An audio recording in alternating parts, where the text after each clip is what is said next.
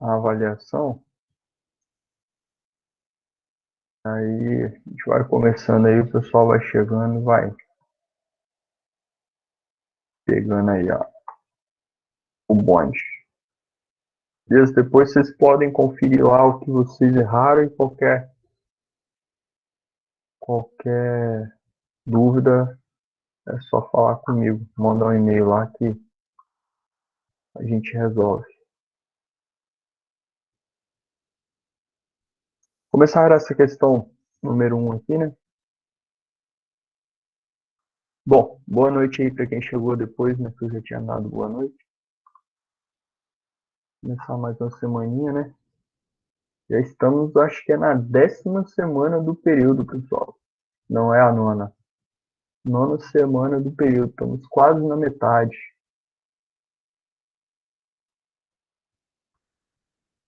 Tá corridão, né, Elvis? O tempo Que tá bom, né, passando. que tá na metade. É, que bom, hein? Mas o tempo tá passando que a gente não tá nem vendo, né? Então, pessoal, essa questãozinha aqui, quando você vê, já tá com várias matérias acumuladas, né, cara? Pois é, acontece, né? Pessoal, esse exercício aqui, às vezes quem tem dificuldade de enxergar as resistências que estão em paralelo ou que estão em série, vai precisar de redesenhar esse circuito, né? Só que aqui, ó, a gente consegue ver facilmente que essas duas, por exemplo, ó, elas estão em série, né? Olha só, a corrente que passar por essa, chegar aqui, vai passar por essa daqui também, né? Da mesma forma aqui, ó, a corrente que vem aqui vai passar pelas duas resistências, né? E se duas resistências são percorridas pela mesma corrente, isso quer dizer a nossa, que essas duas resistências estão em série, né? Então eu já vou redesenhar aqui colocando essas duas resistências em série, né? Então aqui, ó, o que eu vou ter? Uma resistência de 90K. Aquelas duas resistências ali que eram de 5K se transformaram em uma única resistência de 10K, né?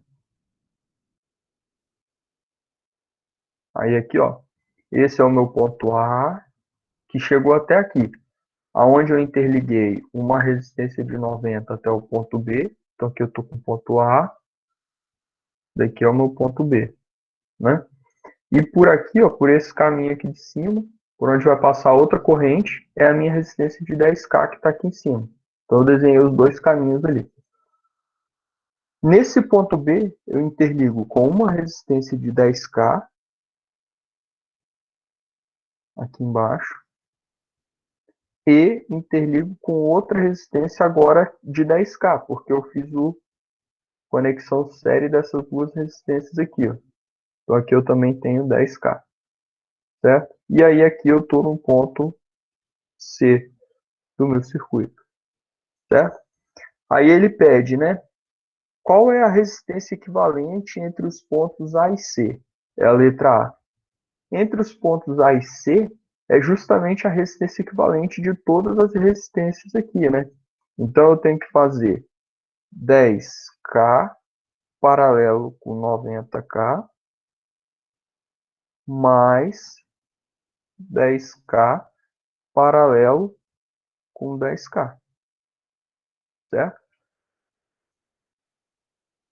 10K paralelo com 90 vai dar 10K vezes 90K dividido por 100K, né? O nosso produto pela soma.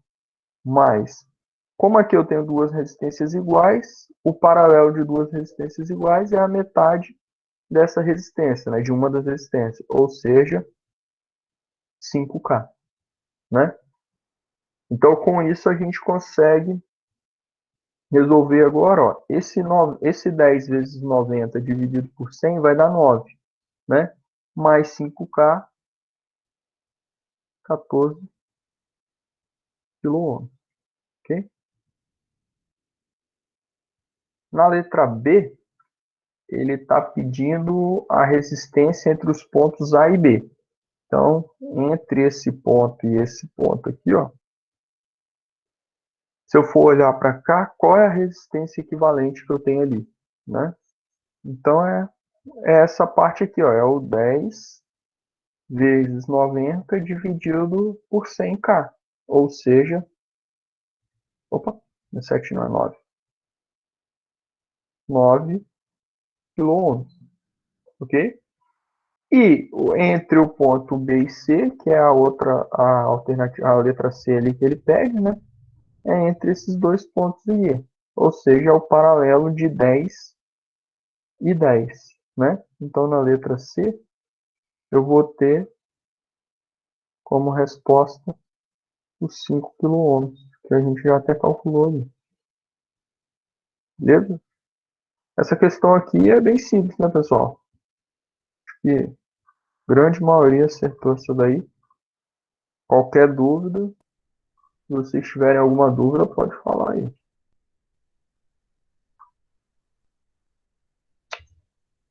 Tentando descer aqui minha anotação, não está difícil. Beleza, agora vamos para o número 2.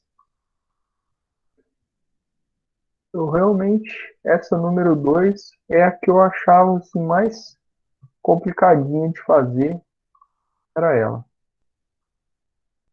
Mas também não tem mistério. Quer dizer, não é que ela era complicada, né? Ela poderia complicá-los. Mas, analisando ela com cuidado aqui, a gente vai ver que ela é bem simples. Dado o circuito dessa figura, ele pede para encontrar o V1, ou seja, qual é a queda de tensão nessa resistência R3, a corrente I1, ou seja, a corrente que flui por R3, né, através de R3, e por fim a potência associada ao resistor R4, que é esse resistor aqui, certo? Bom, a potência no resistor de R4, ela é muito simples da gente calcular. Por quê? Porque ela independe de qualquer coisa do meu circuito daqui para trás. Porque a gente não sabe que potência na resistência a gente pode calcular como tensão sobre a resistência vezes a corrente que flui sobre ela. A gente pode calcular como V ao quadrado sobre R. A gente pode calcular como R I ao quadrado, né? Então, qualquer uma dessas expressões aí resolvem a minha potência no resistor R4. Se eu olhar para essa expressão aqui, ó, V ao quadrado sobre R. Quem é esse V? É o V aplicado sobre essa resistência R4, né? Qual é a tensão aplicada sobre a resistência R4? Aqui, ó, a própria fonte de 50 volts. Tá vendo? Então eu já sei qual é essa tensão aqui, ó. É 50 volts. Então com essa tensão, eu já calculo direto a potência. Então a potência no resistor R4 vai ser igual a 50 ao quadrado sobre o 7K, né? Aí isso daqui, pelas minhas contas, dá 357 miliwatts, tá, pessoal? Mili. Algumas pessoas colocaram watt, mas é mili, né? Tem que lembrar que tem um K aqui, ó, né? Então, quando ele subir, vai se transformar em 10 a menos 3, que é o miliwatts aqui, ok? Depois, a gente precisa calcular aquele V1 ali, ó. A gente estudou basicamente dois métodos, né? Lei de Kirchhoff das tensões, lei de Kirchhoff das correntes. Aí eu posso utilizar, né, o método das tensões de nó ou o método das correntes de malha. O método das tensões de nó me diz o quê? Ó? Eu defino um nó como referência, né? Um nó essencial como referência, e depois eu vou ter um nó aqui em cima, nó essencial, outro nó essencial aqui. Pelo método das tensões de nó, eu preciso escrever as correntes que chegam e saem a cada um desses nós aqui, com base na tensão de cada um desses nós aqui. Se eu vou por esse lado, eu já percebo o seguinte, a tensão do nó 1 é o próprio V1, que é uma incógnita do meu problema. E a tensão do nó 2 é o próprio 50 volts da minha fonte, ok? Se eu não for por aí, se eu for utilizar as tensões de malha, eu vou ter que percorrer uma malha, duas malhas, três malhas, tá vendo? Então, pelas tensões de malha ali, fica mais difícil da gente resolver. E aí, quando a gente vai pela corrente de malha, fica mais difícil da gente resolver. Então, a gente vai resolver pelo método das tensões de nó.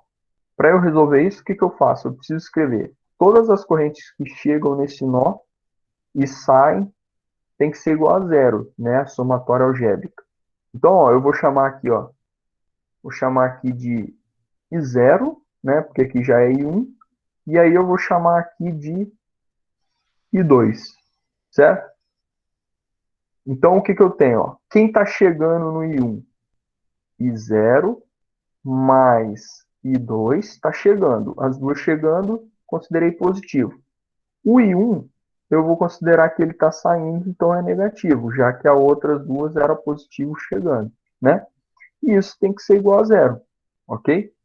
Só que aqui, ó, se a gente analisar o nosso circuito, essa corrente zero, eu já sei quanto vale. Vale 10 miliamperes por conta da minha fonte de corrente, né?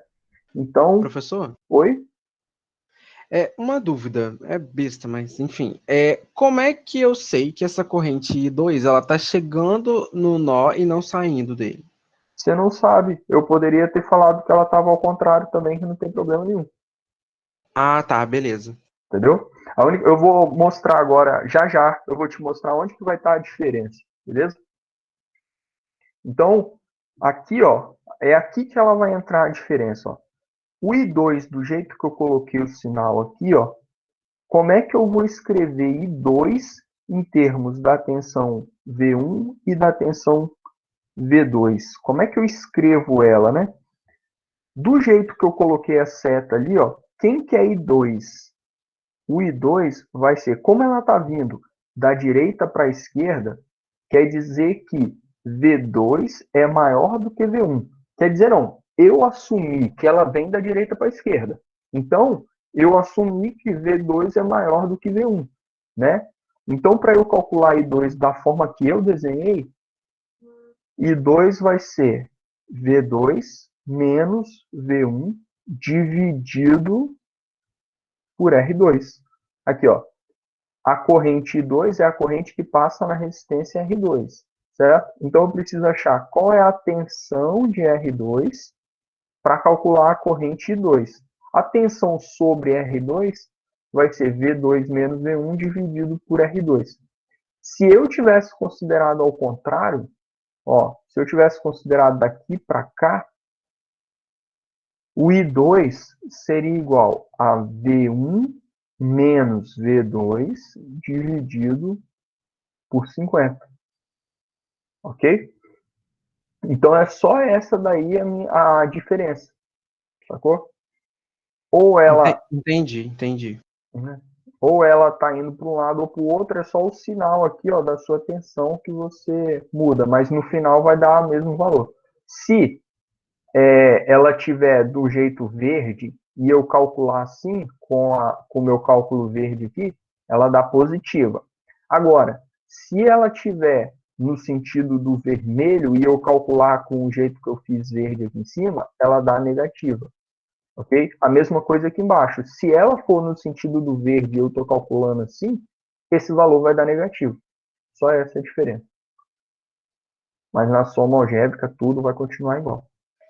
E aqui, pessoal, a gente já sabe quanto vale V2. V2 é a minha tensão de 50 volts. Então, tá. E uma outra coisa que a gente sabe também é quanto que vale VI1 em relação à minha tensão de nó. O I1 vai valer V1 sobre a minha resistência R3, né? Porque esse I1 é a corrente que passa nessa resistência aqui, ó. E aí, o que eu vou fazer, né? Vou pegar esse cara aqui e vou substituir aqui, ó. Então, o que eu vou ter, ó? O I0 a gente já viu, é 10 vezes 10 a menos 3. O I2 vai ser mais, né,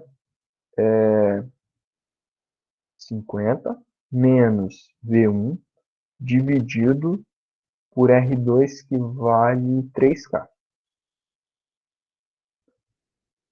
Vai ser igual. Já vou passar esse I1 aqui, ó. Não vou passar não, porque eu vou ter que ajeitar esse V1 aqui, então deixa ele desse lado.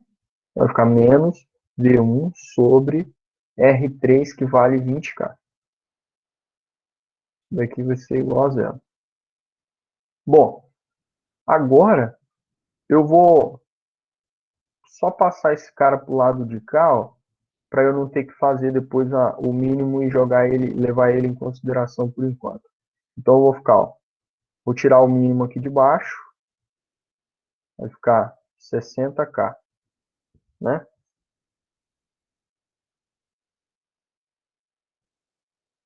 Aí, ali em cima, quando eu pegar 60K e dividir por 3K, vai dar 20. 20 vezes 50, 1000.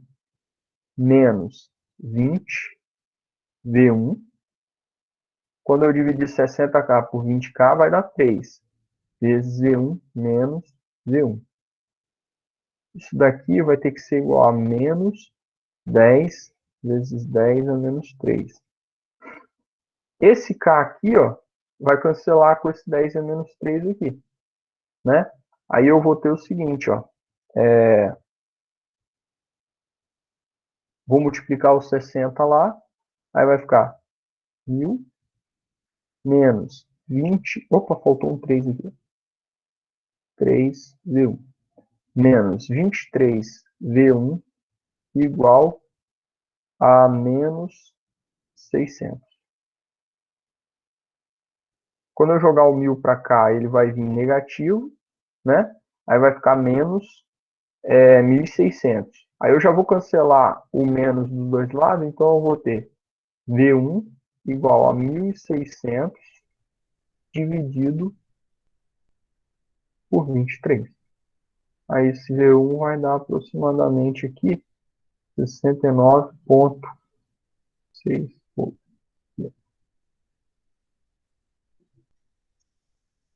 Pronto, encontrei V1. Aí para eu encontrar I1 é igual a 69,6 dividido pelo meu R3, que vale 20K. Daqui vai dar aproximadamente 34, não, 35, não, 35 daria 70, é 34,8 miliamperes. Por que mili? Porque esse K aqui, ó, quando eu dividir, vai para mili. Alguma dúvida? Alguém não pegou algum passo aí do cálculo?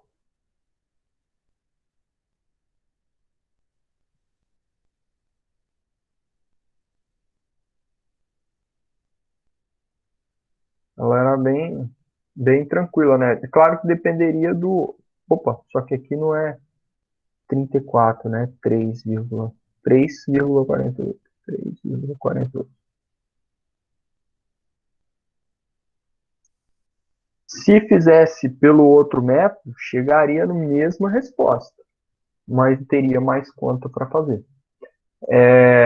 O que não pode, né, é fazer igual alguns fizeram. Tipo, essa aqui paralelo com essa. Por quê? Porque não está em paralelo. Porque eu tenho essa resistência aqui no meio, né? Para estar em paralelo, só estaria em paralelo se esse 50 volts também estivesse aplicado aqui. Ou seja, se não existisse o R2. Okay? Essas duas resistências aqui, R2 e R4, também não estão em série. Por que, que não estão em série? Porque não é a mesma corrente que flui através delas. Né? Aqui tem uma corrente que provavelmente chega por aqui, tem uma corrente que talvez vem para cá ou para cá, né? E tem uma corrente aqui para baixo. Então as correntes ali, opa, não são as mesmas, né? Então tem que ficar esperto nisso daí, ok? Então com isso a gente fez a número 2. Agora a número... Professor, tem uma dúvida aqui. O senhor, você cobrou, assim, não sei se tirou ponto, alguma coisa assim, se colocasse em outra unidade, por exemplo, se eu não coloquei 357 miliwatts,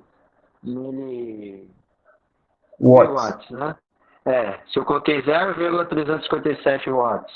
Tipo, não, se você colocou 0,357 watts, é a mesma coisa. É a mesma coisa.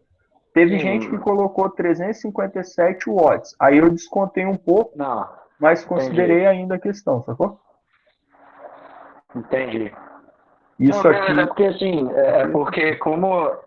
Não sei se a gente vai ter acesso à correção da prova, mas é porque como eu não sei em que questão eu perdi ponto, eu perguntei por conta disso, entendeu? Mas eu acho que não foi nessa. Tudo bem.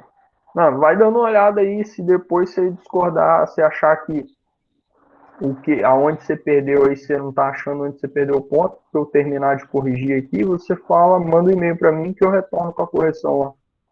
Tranquilo. Valeu, professor. Falou. Bom, pessoal, agora a número 3 aqui. Essa 3 é bem simples, mas eu me surpreendi e a galera errou bem ela. Muita gente errou.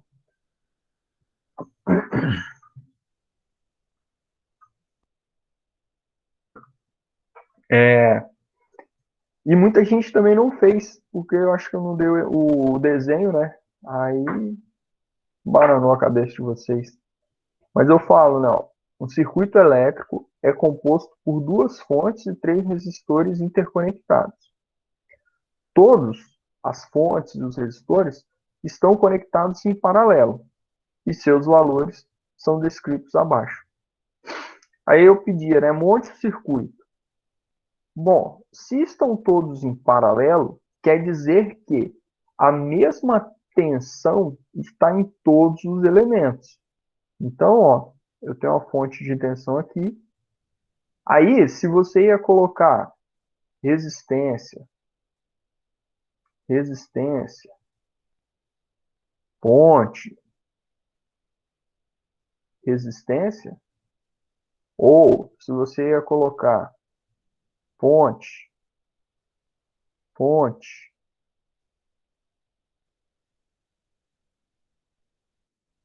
resistência e resistência, também não tem problema. Se você fosse colocar fonte, resistência,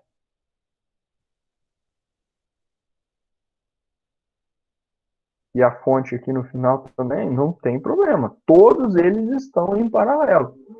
Por que que eles podem estar em paralelo? Porque as fontes são iguais. Então, a queda de tensão desse ponto para esse ponto aqui, ó, ela é a mesma, 5 volts, em todas as resistências e em todas as fontes. O que não poderia fazer era colocar uma para baixo e uma para cima. Porque aí fere aquele princípio que a gente viu lá no início, que eu não posso ter duas fontes de tensão conectadas de tensão diferente, né?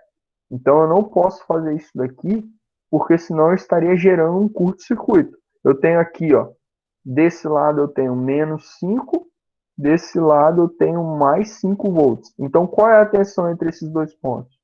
Não pode, né? Ali você fechou um curto e deu ruim na parada.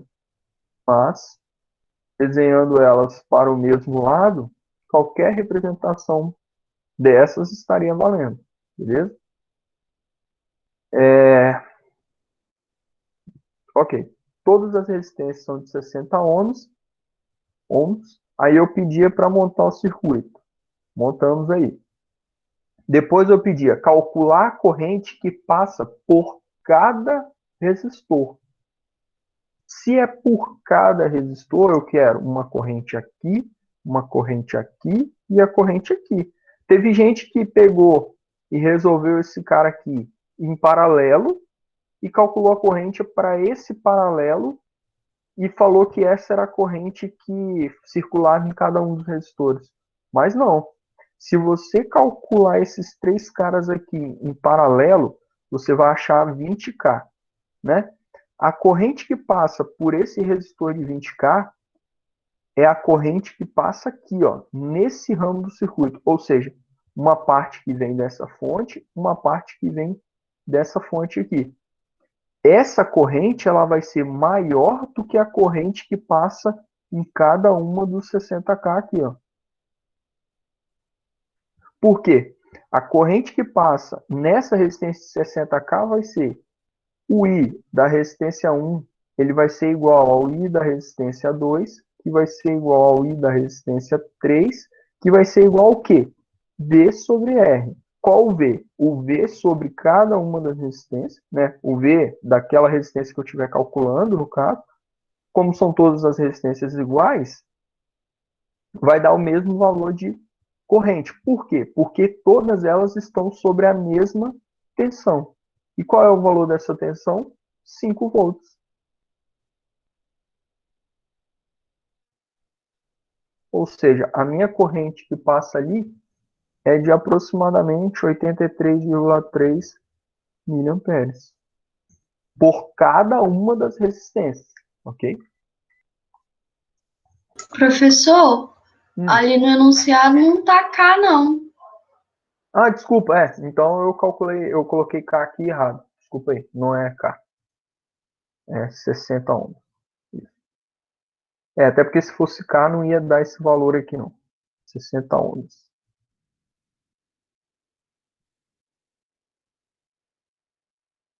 Isso, obrigado. Outra coisa, teve gente que fez utilizando corrente de malha, né? Fez assim, pá. Só que na verdade não fez assim, né? Calculou, eu acho que foi assim, calculou a resistência equivalente e fez assim. E aí aconteceu uma coisa engraçada, né? Fez essa equação, aí dá duas equações iguais, né? Vai dar 20IA para essa primeira aqui, menos 20IB, só que aí se você considerou aqui, esse cara aqui fica negativo, menos 5 volts. Isso aqui tem que ser igual a zero. Para a malha 2 vai dar, mais menos aqui, vai dar 20IB, mais 5, menos, opa, aqui é 20. Peraí. Eita. Menos 20. Aí aqui vai dar menos 20 IA. Isso aqui é igual a zero. Aí quando resolveu esse sistema aqui, falou que IA era igual a IB, que era igual a zero. Como assim? Esse sistema de equações aqui, o que ele nos diz é que IA é igual a IB. Qualquer que sejam os valores dele, esse sistema aqui é satisfeito, né? Então, esse sistema ele é satisfeito para qualquer valor de IA igual a IB. Só que quando eu olho para esse circuito aqui, ó, eu tenho que lembrar que IA menos IB é igual a esse I1 que passa na resistência aqui. Deixa eu até colocar de outra cor aqui, só para conseguir colocar nesse meu desenho aqui. Ó. I1, por exemplo. vai ser igual a I1. E quem é I1? I1 é a corrente que passa através dessa resistência, que é 5 sobre 20. E aí aqui vai dar 0,25, se eu não me engano, ampere. Só que esse 0,25 aqui é a corrente que passa nessa resistência, né? Não é a corrente que passa em cada uma das resistências aqui, ó. Ok? Então, para achar a corrente que passa em cada uma das resistências, tem que fazer a tensão sobre aquela resistência dividido pelo valor dela. Ok? Perguntas? Professor, Pode falar. pelo que eu entendi então, pelo que você falou no início, não tinha um jeito correto de fazer, vamos dizer assim, conforme cada um interpretasse, você ia avaliar do jeito que aquela pessoa desenhou o circuito, é isso? Então, Matheus, não. Porque qualquer desenho é válido desses que eu fiz aqui. Mas em qualquer desenho desse, o valor é o mesmo. Porque olha só, Ah, sim, se eu pego essa fonte do jeito que pensar. está, eu tenho 5 volts aqui e eu só posso ter essas duas fontes em paralelo porque eu também tenho 5 volts aqui, entendeu? Uhum. Então aqui eu tenho 5 volts, aqui, Então, né? tanto faz se ela está ali na segunda posição, vamos dizer assim, ou se está na última, né? Exatamente, tanto faz. Entendi. Porque eu fiz dessa maneira que o senhor considerou aí primeiro as duas fontes e depois as três resistências. Os três resistores, perdão. Aí eu fiz isso aí. E o senhor comentou também assim, que teve gente que falou que é o mesmo valor para os três, mas não falou contra cada uma delas. Eu não sei se foi a mesma coisa que eu fiz, porque eu calculei a resistência equivalente, como o senhor tinha feito, aí deu o valor de 0,25, mas como eu sei que os três resistores têm o mesmo valor, então eu sei que a corrente vai passar em cada uma delas é a mesma. Então seria simplesmente dividir ela por 3. Aí foi o que eu fiz. Não sei se está correto também. Deu o mesmo valor. Deu esse cara aqui? Exatamente. Se você dividiu por 3 o 0,25, está correto. Uhum. Entendeu? Porque é exatamente isso que você pensou. A corrente que passa em um único resistor aqui, como eles são iguais, é a que se divide aqui, ó.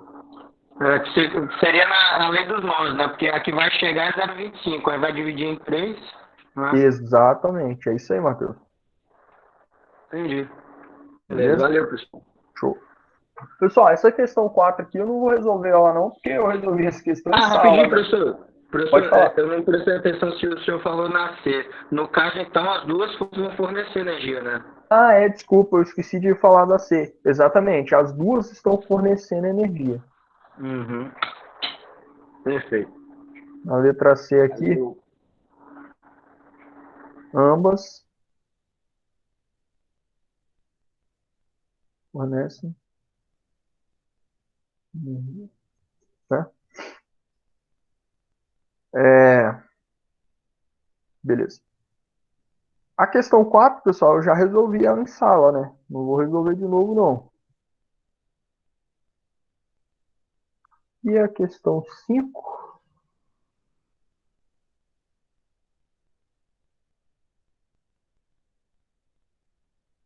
Eu pedia para encontrar V0. Essa daqui a galera mandou benzaço aqui. Isso daqui era só calcular esse V0, né? Para calcular esse V0, eu só preciso fazer o paralelo dessas duas aqui, ó. Aí eu vou ter assim, né?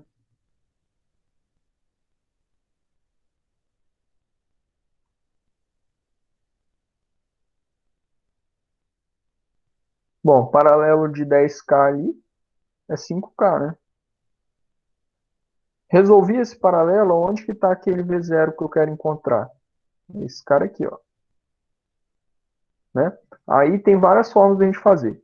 A gente poderia, teve gente que já usou direto o divisor resistivo, né? V0 vai ser igual a 20 vezes 5K dividido por 35K. Poderia fazer assim, daria 2,86 volts. Show de bola. Mas poderia fazer mais devagar também. Primeira coisa, para eu achar o V0, eu preciso calcular qual é a corrente que passa nesse resistor. A corrente que passa nesse é a mesma que passa nesse de 30, porque os dois estão em série. Então eu poderia fazer o I, que eu vou chamar de I0 aqui, é igual a 20 dividido pela soma das duas resistências, 35K. Né? Esse aqui daria o meu I. Isso aqui vai dar 20 dividido por 35. 571 miliamperes. Não. 0,571 miliamperes. Se eu pegasse esse I0 agora para calcular V0, V é igual a o R, 5K, vezes o 0,571 mil. Então, o V0 é igual a 2,86.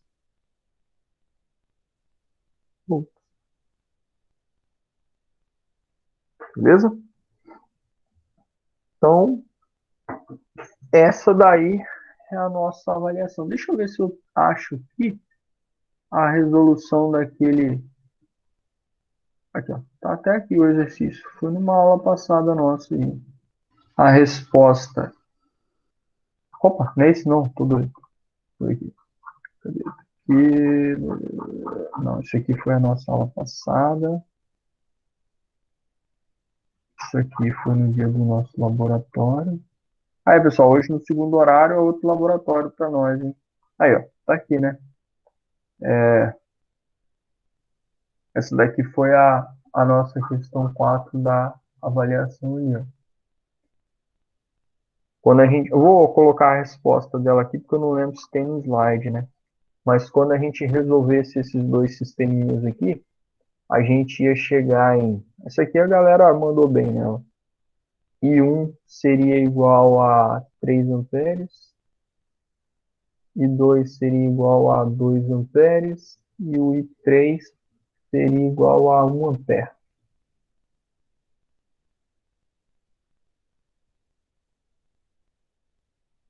Né? E aí depois os valores das potências seriam P na de 4 volts igual a 12 watts, positivo porque ela está consumindo, P na de 33 volts igual a menos 33 watts, porque está fornecendo, e P na fonte de 42 volts igual a 84 watts, negativo também porque está fornecendo. Né? Então, essas daí eram as respostas da questão. Ok?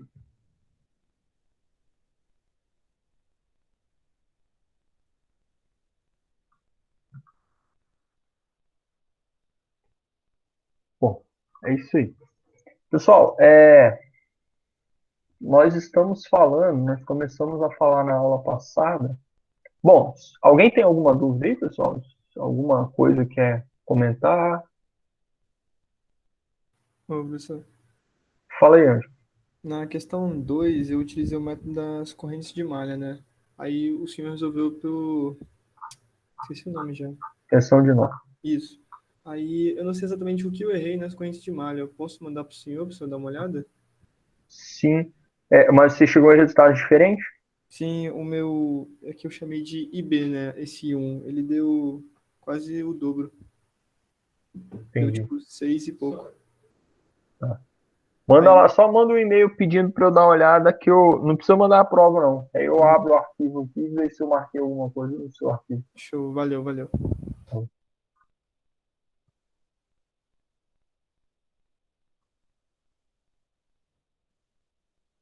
Na aula passada, pessoal, a gente começou a falar sobre indutores e capacitores, né? E aí, a gente analisou um pouco sobre o seu funcionamento, né, em tensão contínua. A gente viu isso aí, Carlos. O segundo horário, laboratório, em grupo, igual foi o outro. Silas, o laboratório vale um pedaço da.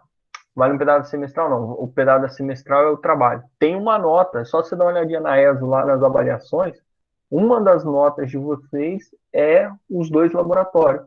Eu não lancei a nota do primeiro ainda, porque eu vou lançar junto com essa.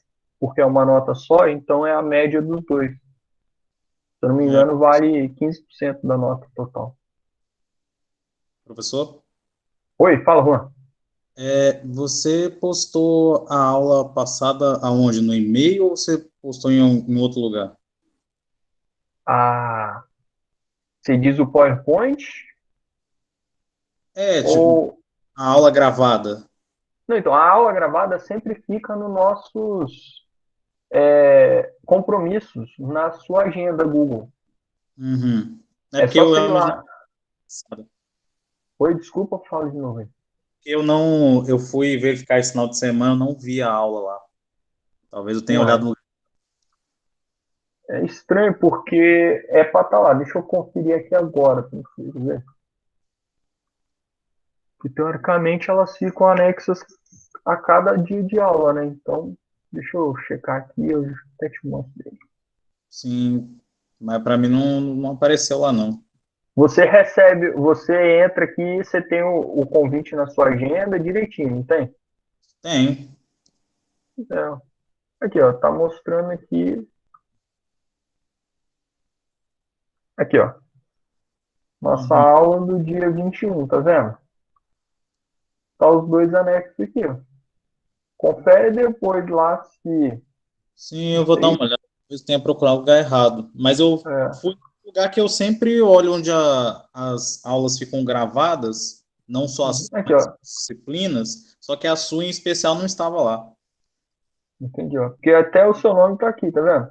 Uhum. Depois você dá uma olhadinha lá. Talvez você não aceitou o convite. Não sei. Checa lá. Qualquer coisa você me manda um e-mail que eu dou uma olhada. Recebi, já apareceu lá as aulas antigas, mas em Aham. especial a da aula passada não foi. Não sei. Depois você dá um confere lá e qualquer coisa você me fala. Ok. Professor, uma dúvida rapidinho. O laboratório de hoje vai ser da mesma forma da semana passada, tem que entregar até amanhã às 10 horas? Isso aí.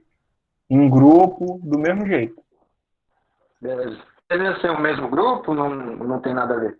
Pode ser, pode não ser, tanto faz. Vocês que se arrumam aí. Ah, beleza. Valeu, professor. Show. Falou. Ô, professor, eu também tenho uma dúvida. Pode falar. Esse laboratório tem problema fazer sozinho ou é obrigatório ser em grupo? Não, problema nenhum, cara. Ah, tá. Não, beleza. Obrigado. Show.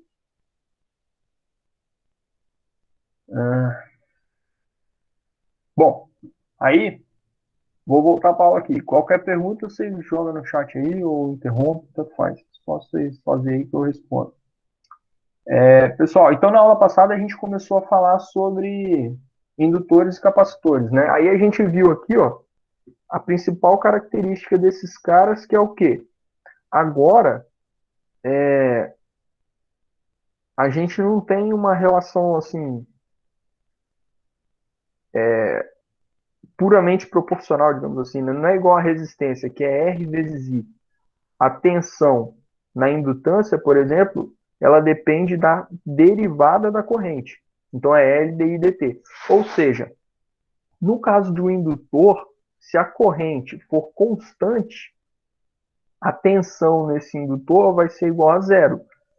E aí a gente viu que esse cara se comporta como um curto-circuito quando eu tenho tensão constante nele, né? Justamente porque a derivada de uma constante é zero, então a diferença de potencial aqui sobre ele vai ser zero também, né? E aí depois a gente viu aqui, né, a questão de como representar uma fonte de tensão ou corrente senoidal, que é justamente isso daqui que a gente vai abordar na aula de hoje. Aí a gente falou dos capacitores, e aí a gente viu as relações do capacitor, né? Tensão no capacitor é 1 sobre a capacitância integral de I de T dt, e a corrente no capacitor é C dV dt, né? Então, no caso do capacitor, se a gente tiver uma tensão contínua ou constante aplicada em seus terminais aqui, o que que a gente tem?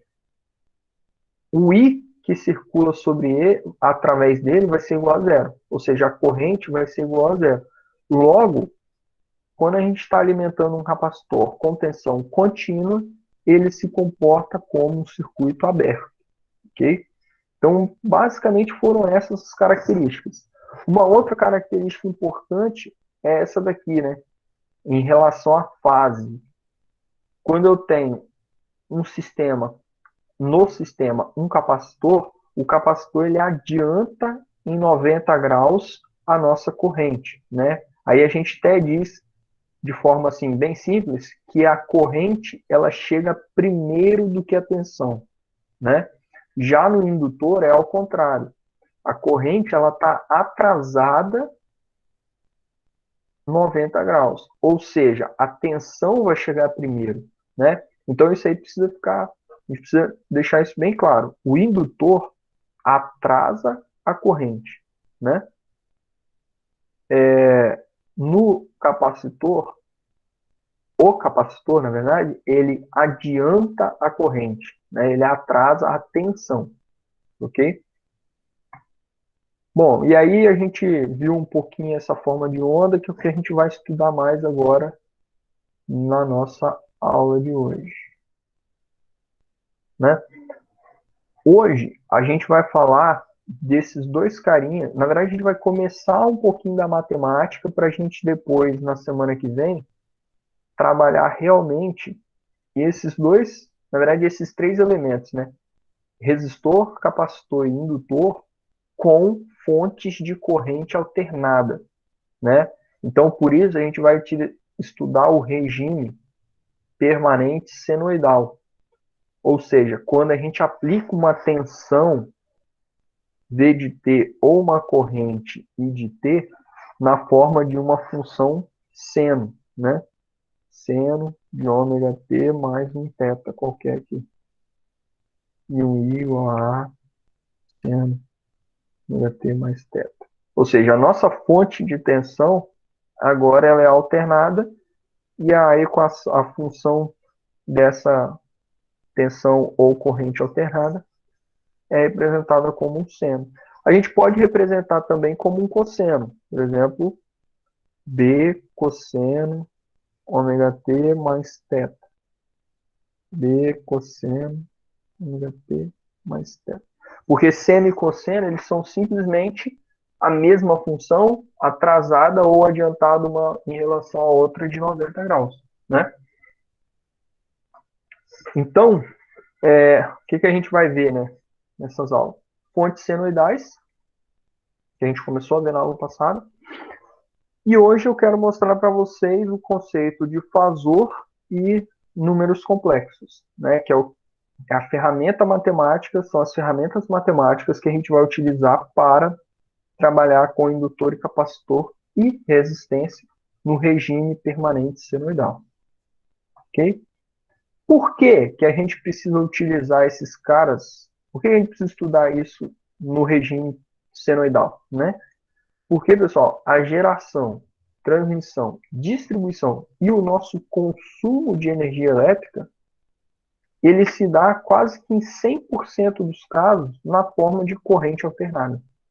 Então, a tensão que está alimentando as nossas tomadas, lâmpadas e tudo o mais que a gente tem na nossa casa de eletrodomésticos, né, eletroeletrônicos, são ligados através de uma fonte senoidal, né? Lá na geração ela é gerada de forma senoidal, é transmitida na maioria dos casos em tensão alternada, distribuída praticamente 100% dos casos na forma de tensão senoidal e consumida nas nossas tomadas de forma senoidal. Okay?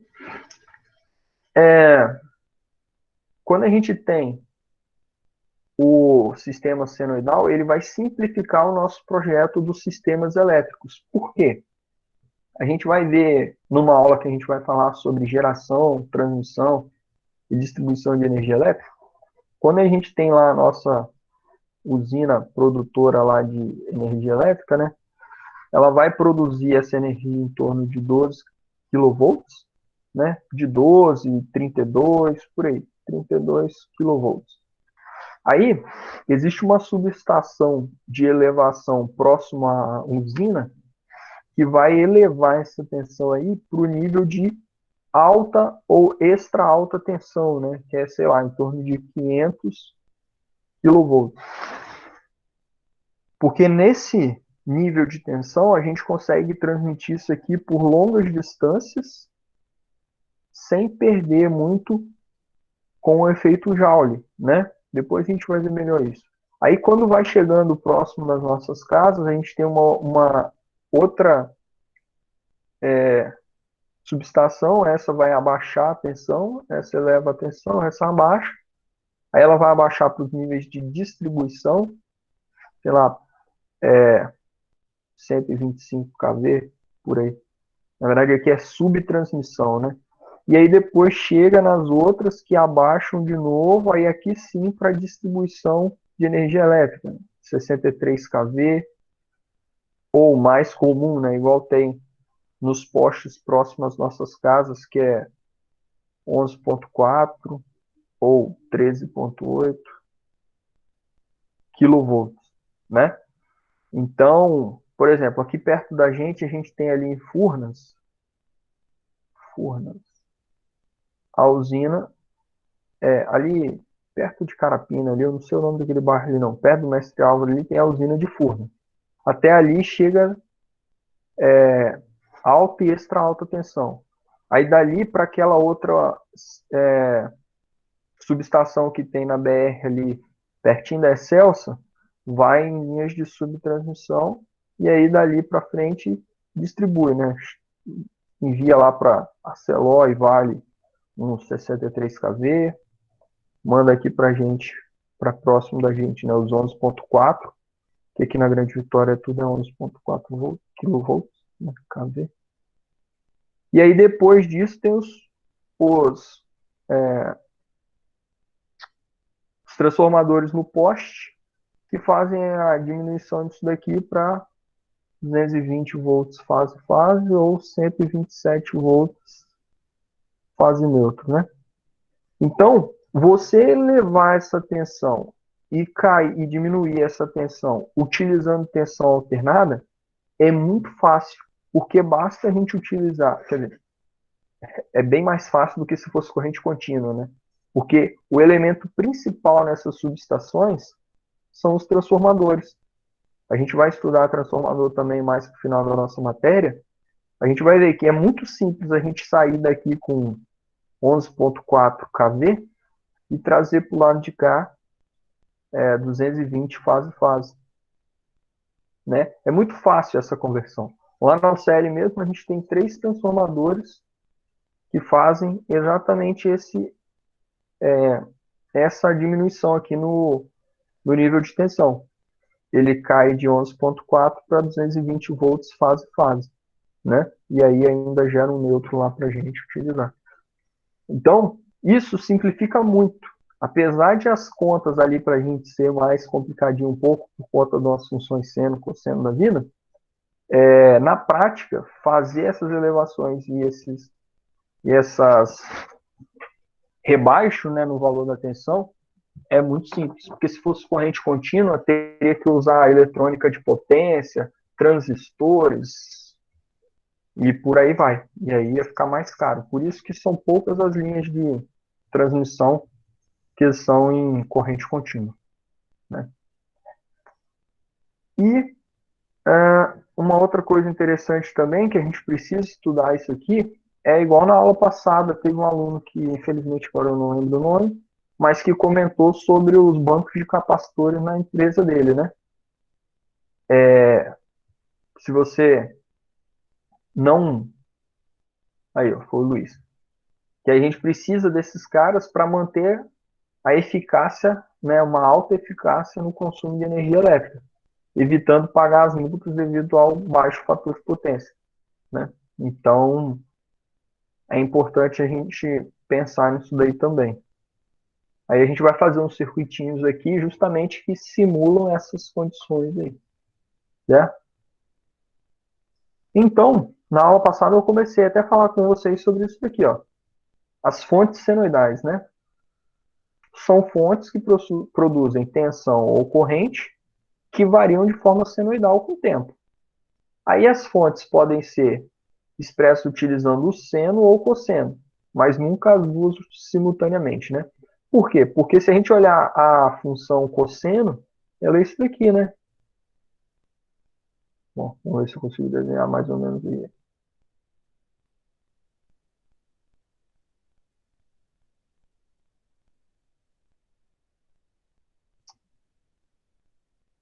É mais ou menos assim. Pronto. É a mesma função, só que ela está aqui, ó, defasada de 90 graus, né? Então, os elementos principais, né? Se eu estou representando com seno ou cosseno, a gente vai ter o valor máximo, Vn, a função, né, cosseno ou seno, de ômega t. Esse ômega é a nossa frequência de oscilação em radianos por segundo. Quando a gente fala de energia elétrica nas nossas casas, a frequência que a gente fala é 60 Hz, né?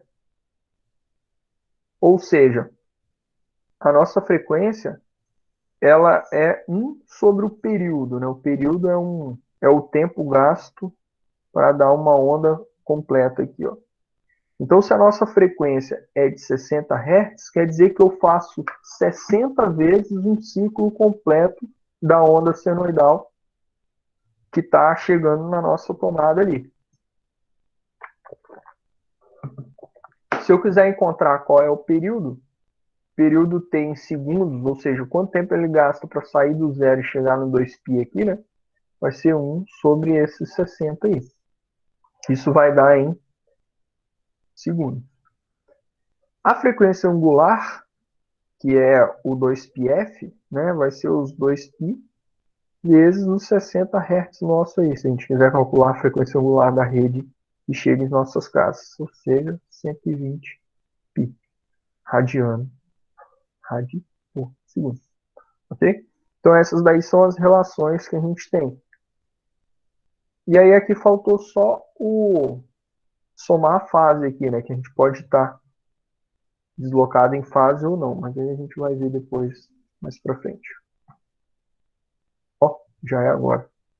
Além, né, daquilo que a gente viu, essas tensões senoidais, elas podem ter também defasamento angulares, que é indicado por esse φ, né? Φ ou θ, o ângulo de fase aqui. Já que ele usou φ, vou passar a usar φ daqui para frente também. Que é justamente essa nossa defasagem aqui, ó.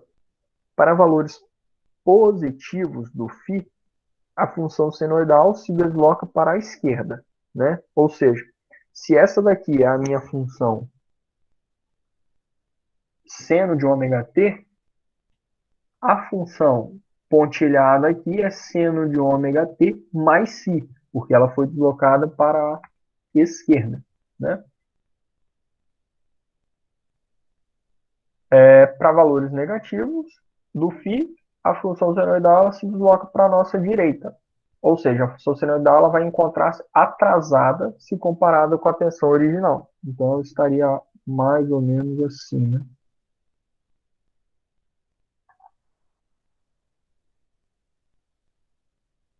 Okay?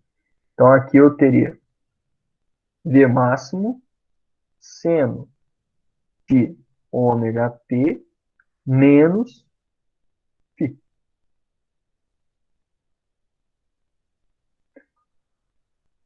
E aí tá, né? A gente viu lá atrás que o indutor, quando a gente tem um indutor no circuito, ele vai atrasar a corrente, né? Ou seja, a fase da corrente vai ser atrasada de 90 graus. E quando eu estou com um capacitor, eu vou adiantar a minha corrente de 90 graus. Okay?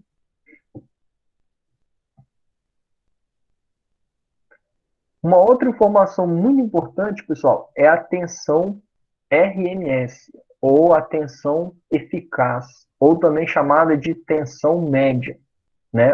Ou corrente eficaz, corrente média, corrente RMS, tudo nomenclatura para a mesma coisa, né? Se eu estou com o meu valor de tensão em RMS, né? Ou se eu falo a minha tensão eficaz, ou se eu falo a minha tensão média, tudo eu estou falando na mesma coisa.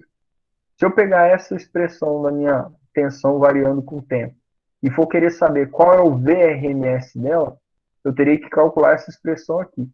Mas quando a gente calcula isso daqui para qualquer função seno aqui, para qualquer função seno ou cosseno aqui, não importa, vai dar sempre isso daqui. Ó. Ou seja, a minha tensão média, a minha tensão RMS ou a minha tensão média, né, tudo nome para a mesma tensão, é a tensão máxima que eu tenho dividido por raiz de 2. Só isso. Tensão máxima dividido por raiz de 2. E lembrando que a tensão que aparece aqui, ó, no meu V de T, é sempre a tensão máxima, ok? A não ser que eu fale assim, ó, V de T RMS é igual a qualquer coisa aqui, sei lá, 3 cosseno de ômega T mais φ. Então, esse cara aqui já é o VRMS. Né?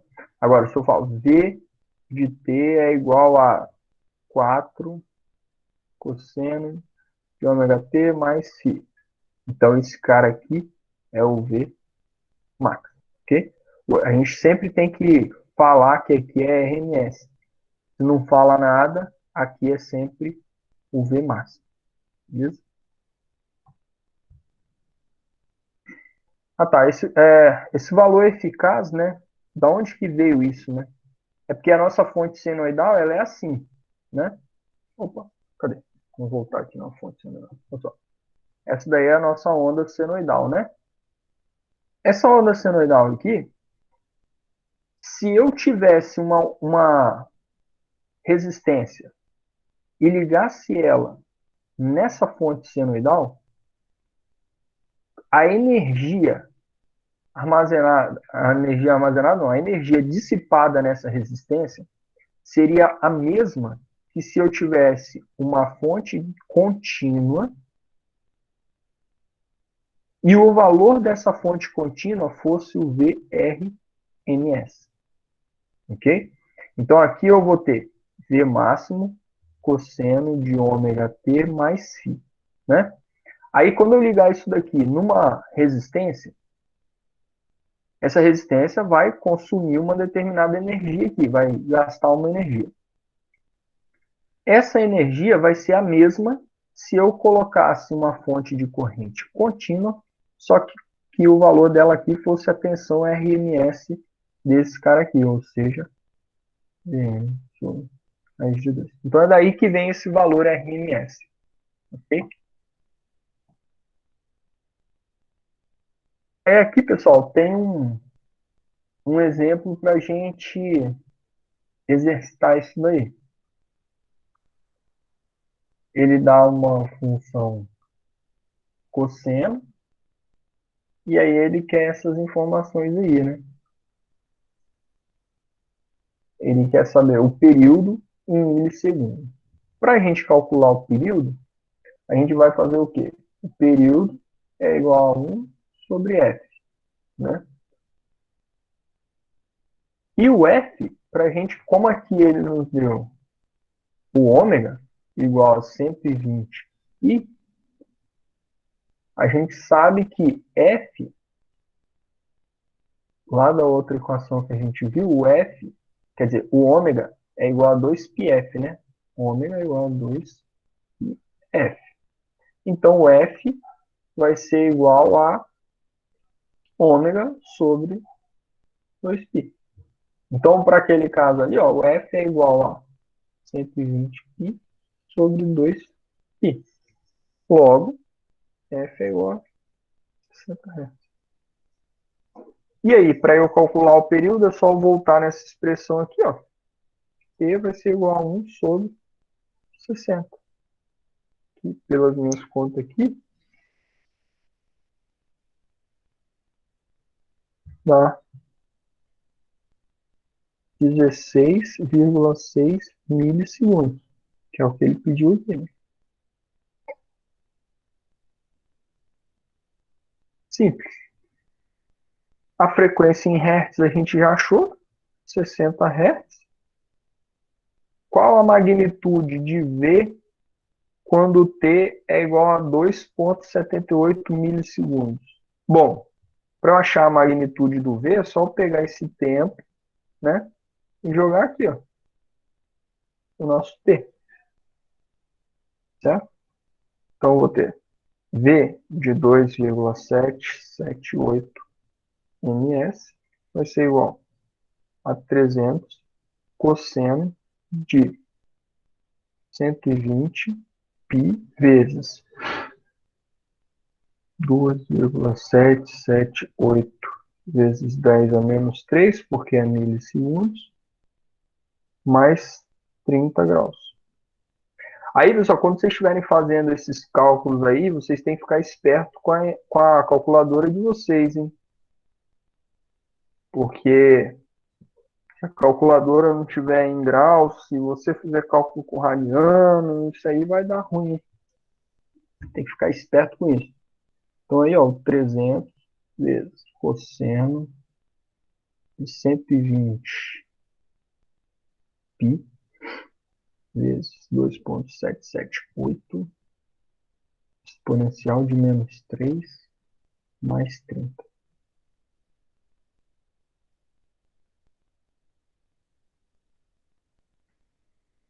Só que aí é que tá, né? Tá vendo? Esse cara aqui, ele é radianos por segundo, né? 120 π. Então, esse cara aqui, a gente precisa converter ele para graus, para trabalhar né, com graus, ou a gente precisa converter o 30 para radianos e aí trabalhar com radianos. Percebe?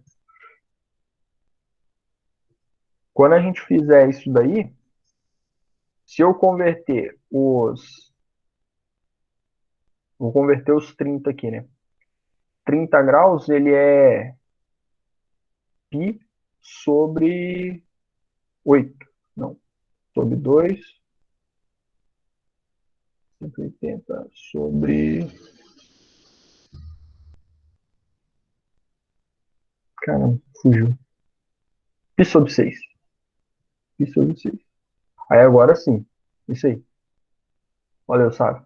Π sobre 6. Aí se eu usar a equação e utilizar em radiano, aí agora eu consigo fazer o cálculo. Putz, minha calculadora não armazenou nenhum cálculo. Cadê?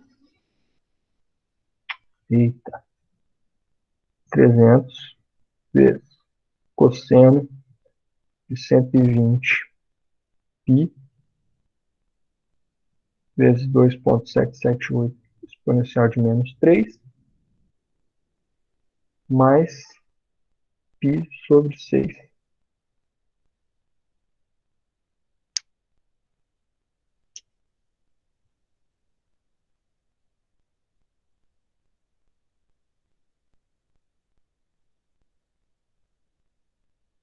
Deu zero.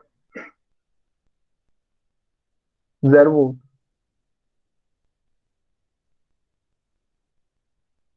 E a letra D, ele pede o valor RMS de V. Então, V, RMS é igual ao V máximo sobre raiz de 2.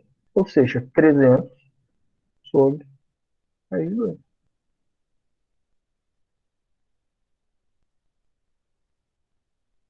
Duzentos e 13. Bom, Beleza? Ó, as respostas aí. Show de bola. Confirmando então os nossos cálculos. Não, deu um pouquinho mais do que zero, sabe? Mas aí eu considerei zero porque esse 2,778 milissegundos aí também é.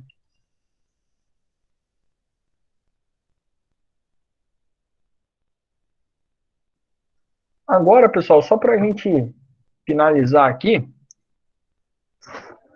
a gente viu que as nossas correntes, tensões, agora, quando a gente coloca indutor e capacitor, eles se transformam numa derivada, né? Derivada, integral. Então, olha esse caso aqui, pessoal. Se eu pegar esse circuito e eu te pedir qual é a equação para I de T nesse circuito, como é que a gente calcula o I de T nesse circuito se a minha fonte de tensão é essa e eu tenho essa indutância L? Olha só. Para a gente resolver, ele já deu até a ajuda para a gente aqui, ó, aplicar a lei de Kirchhoff das tensões. Então, se eu for aplicar a lei de Kirchhoff das tensões, eu vou ter aqui, ó, uma tensão que eu vou chamar de VL, uma tensão que eu vou chamar de VR, e eu tenho aqui o meu VS. Então, eu vou rodar aqui, ó, né, e vou somar essas quedas de tensões aí, vou fazer a somatória algébrica. Do menos para o mais, eu vou considerar negativo. Então, eu vou ter menos VS. Do mais para o menos, positivo. Então, eu vou ter mais VR. Do mais para o menos, eu vou considerar positivo. Vou ter mais VL. Isso aqui vai ter que ser igual a zero. Né? Aí, eu vou pegar esse VS e vou jogar para o outro lado. Então, eu vou ter VR mais VL igual a VS. Só que quem é VR? VR a gente sabe. VR é fácil, né? É R vezes o I que eu quero encontrar. Quem é VL? Aí o bicho pega. L, DI, DT. Isso vai ter que ser igual a quê? Vm cosseno de ômega t mais φ. Como é que eu acho a expressão para o I de t apenas? Se aqui eu não tenho uma equação de diferenças apenas.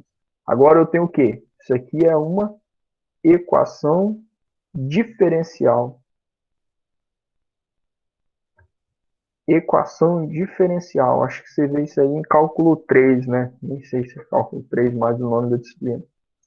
Mas, enfim, tem um cálculo da vida aí que vocês estudam solução de equações diferencial. Ah, é EDO. Isso. Valeu, cara. Né? Só que antes que vocês se assustem, aqui a gente não vai ter que resolver isso não, tá? Pode ficar tranquilo. Aqui, ó, tem a expressão, né, que eu acabei de deduzir aqui, é LDI/dt mais RI é igual a isso aqui. Se a gente fosse calcular a solução para essa equação diferencial, ia dar isso daqui, ó. Coisa maravilhosa aqui, ó. Mas a gente não vai precisar calcular isso não, tá? A gente, na próxima aula, a gente vai ver um método que faz com que a gente não precise calcular isso daqui tudo. Uma coisa importante que a gente precisa dar uma olhada com isso aqui é o seguinte, ó. O ângulo de fase da resposta, que é esse cara aqui, ó, ele é diferente do ângulo de fase da fonte. Olha só, o ângulo de fase da fonte é φ. O ângulo de fase da resposta é diferente, tem φ menos θ. Outra coisa importante, a amplitude máxima da resposta em regime, ela vai ser menor do que a da fonte. Aqui, ó, a amplitude máxima da fonte era Vm. Olha qual é o valor dessa amplitude máxima agora. Vm sobre raiz de r ao quadrado mais ômega ao quadrado, L ao quadrado. Certo? Então, o que a gente pode tirar disso? Ó? Em regime permanente, o problema ele vai consistir apenas em determinar a fase e a amplitude. Então, se eu tiver um problema desse daqui, ó, vou apagar isso, cara aqui. Se eu tiver um problema desse, para eu saber a resposta y de t, eu vou precisar definir apenas a magnitude. A resposta vai ser cosseno de ômega t, porque não vai mudar a fase. E eu vou precisar encontrar agora aqui uma fase que eu vou chamar de gama, por exemplo, né? Então, em regime permanente, o problema vai consistir na gente determinar a fase e a amplitude da resposta. Uma vez que a forma de onda e a frequência não vão ser modificadas, elas continuarão sendo conhecidas, que é o ômega t não vai mudar, né? E nem o cosseno, vai continuar sendo o cosseno. Uma outra coisa importante é que, então, para a gente resolver isso, a gente vai utilizar o conceito de fasor, e aí é o que a gente vai ver na próxima aula. Beleza? Alguma pergunta aí, pessoal? Na próxima aula que eu digo é na semana que vem, né?